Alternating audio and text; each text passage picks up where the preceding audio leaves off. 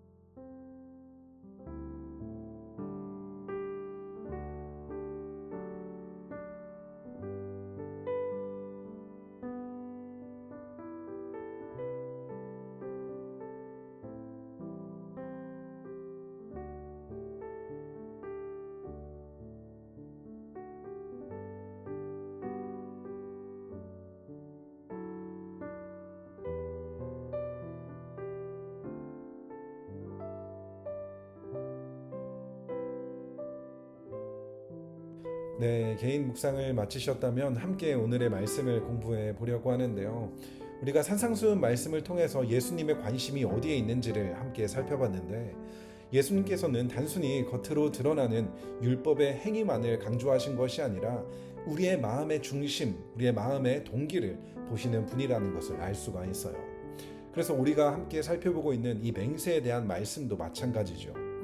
예수님께서는 단순히 우리가 맹세하지 않는 것, 이러한 행위를 금지하신 것이 아니라 이 맹세 뒤에 숨겨진 우리의 불순한 동기와 진실하지 못한 우리의 삶의 태도를 지적하고 계시는 것이죠.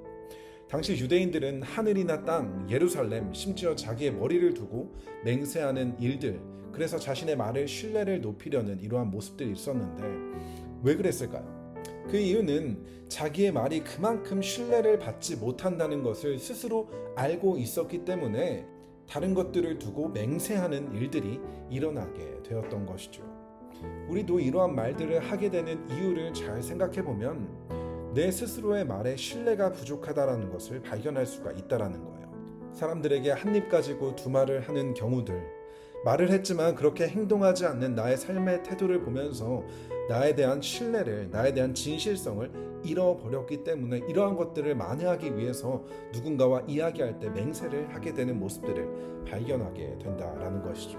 그렇기 때문에 예수님께서 이 맹세를 하지 말라라고 하신 그 의도는 단순히 말로 하는 그 맹세 자체가 아니라 우리가 그동안 사람들과의 관계 속에서 어떠한 삶을 살아왔는지 진실되고 신뢰 있는 삶을 살아야 한다는 것을 이야기해주고 있는 것이죠.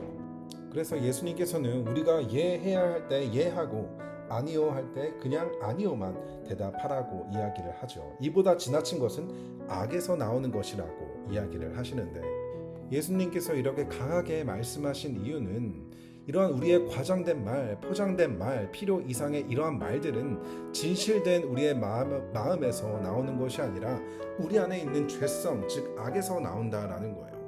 때로는 사람들에게 잘 보이고 싶은 이러한 마음 때문에, 혹은 내가 틀렸다는 것을 인정하고 싶지 않아서, 혹은 나의 이득을 위해서 이러한 맹세를 하게 되는 우리의 마음을 예수님께서는 이야기하고 계시는 것이죠. 다들 양치기 소년 이야기 아실 텐데요. 양을 돌보던 소년이 심심해서 늑대가 왔다라고 거짓말을 하게 되자 주위에 있던 사람들이 몰려오게 되죠. 하지만 이것이 거짓이라는 것이 들통이 나게 됩니다. 하지만 양치기는 심심해서 두세 번 더 반복된 거짓말을 하게 됩니다. 그리고 결국 진짜 늑대가 나타났을 때 양치기의 말을 아무도 믿지 않게 되죠. 왜 그렇죠? 그동안 그가 보여주었던 말의 태도 때문에 더 이상 그를 신뢰하지 않았기 때문에 어느 누구도 그의 말을 믿어주지 않게 됩니다. 저는 오늘날에도 이러한 일들이 일어난다라고 생각을 해요. 그동안 내가 해왔던 말들, 말에 대한 태도, 말에 대한 책임으로 인하여서 사람들이 나를 어떻게 생각하는지, 나를 신뢰하거나 신뢰하지 못하는 일들이 일어나게 된다라는 것이죠. 하지만 예수님을 믿는 우리에게 있어서 이 말의 태도는 그저 나에 대한 평가로 끝나는 것이 아니라 우리가 믿는, 우리가 따르는 예수님에 대한 평가로 이어질 수 있게 되는데, 이전에 우리가 살펴보았던 것처럼 세상 사람들은 하나님을 성경책 안에서 먼저 발견하는 것이 아니라 먼저 우리를 통해서 예수님을 믿고 따른다는 우리의 삶을 통해서 하나님을 바라보게 되는 것이죠. 그런데 내가 하는 말에 대한 태도, 말에 대한 책임에 있어서 하나님을 오해하게 만드는 우리의 말의 습관들은 있지는 않은지 우리의 스스로의 말을 점검해 볼 필요가 있다라는 것이죠. 예전부터 예능에서 했던 몰래카메라가 하나가 있는데, 나의 지인에게 전화해서 조금은 큰 금액을 당장 빌려달라고 했을 때 상대방이 어떻게 반응하는지를 보는 몰래카메라인데요. 물론 저희가 비탐성을 마치면서 이러한 테스트를 해볼 수는 없지만, 내 스스로를 돌아봤을 때 내 주변 사람들이 나의 말에 대해서, 내 자신에 대해서 얼마나 신뢰하고 있는지, 그 신뢰는 단순히 나 자신뿐만이 아니라 나의 삶의 주인 되신 하나님과 연관되어 있다는 것을 우리가 깊이 생각하며 우리의 말을 조심하고 또 책임감을 가지고 그 말들을 지켜나아갈 수 있는 우리 모두가 될 수 있었으면 좋겠습니다. 자, 기도로 오늘 비탐성 마치도록 하겠습니다. 하나님 감사합니다. 오늘 말씀을 통하여서 우리의 말의 중요성에 대해서 다시 한번 알려주시니 감사를 드립니다. 우리의 정직한 말과 삶의 태도를 통하여서 예수 그리스도의 아름다우심을 드러낼 수 있는 우리 모두의 말과 언행 우리의 삶이 될 수 있도록 주님 은혜를 베풀어 주옵소서. 감사를 드리며 이 모든 말씀 예수님의 이름으로 기도드립니다.